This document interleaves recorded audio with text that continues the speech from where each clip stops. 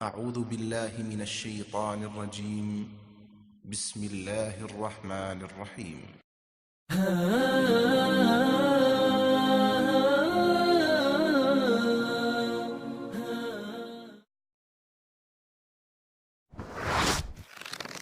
من احکام الحج۔ سوال: جو شخص حج کی استطاعت رکھتا ہے کیا اس کے لیے کچھ سالوں تک فرض حج کو مؤخر کرنا جائز ہے؟ جواب: جو حج کی استطاعت رکھتا ہو اور فرض حج کی تمام شرطیں بھی پائی جا رہی ہوں تو اس پر فوری طور پر حج واجب ہو جاتا ہے، لہٰذا اس کے لیے اس کی ادائیگی میں تاخیر کرنا جائز نہیں۔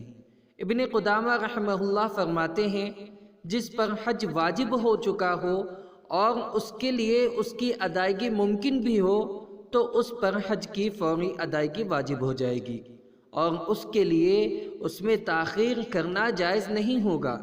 امام ابو حنیفہ اور امام مالک رحمہم اللہ کا یہی قول ہے، کیونکہ اللہ عز و جل کا فرمان ہے، اور لوگوں پر اللہ عز و جل نے حج فرض کیا ہے جو وہاں تک پہنچنے کی استطاعت رکھتے ہوں، اور جو کوئی کفر کرے تو اللہ تمام دنیا والوں سے بے پرواہ ہے۔ سورہ آل عمران آیت نمبر 97۔ امر یعنی حکم فوریت پر دلالت کرتا ہے، اور نبی کریم صلی اللہ علیہ وسلم سے منقول ہے کہ آپ نے فرمایا، جو حج کا ارادہ رکھتا ہو وہ جلدی کرے۔ سنن نبی داؤد حدیث نمبر 1732، علامہ البانی نے حسن کہا ہے۔ اس کی وجہ بھی بتائی اور فرمایا، اس لیے کہ کبھی انسان بیمار ہو جاتا ہے، یا کبھی سواری گم ہو جاتی ہے، یا کبھی کوئی ضرورت پیش آ جاتی ہے۔ ابن ماجہ حدیث نمبر 2883، علامہ البانی نے حسن کہا ہے۔ شیخ ابن عثیمین رحمہ اللہ سے سوال کیا گیا کہ کیا حج فوری طور پر واجب ہو جاتا ہے یا اس میں تاخیر کی جا سکتی ہے؟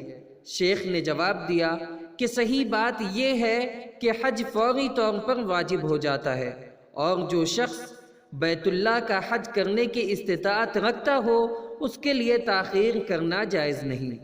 اسی طرح تمام شرعی واجبات کا بھی معاملہ ہے کہ جب اس میں کسی وقت یا سبب کی قید نہ لگائی گئی ہو تو وہ فوری طور پر واجب ہوتے ہیں۔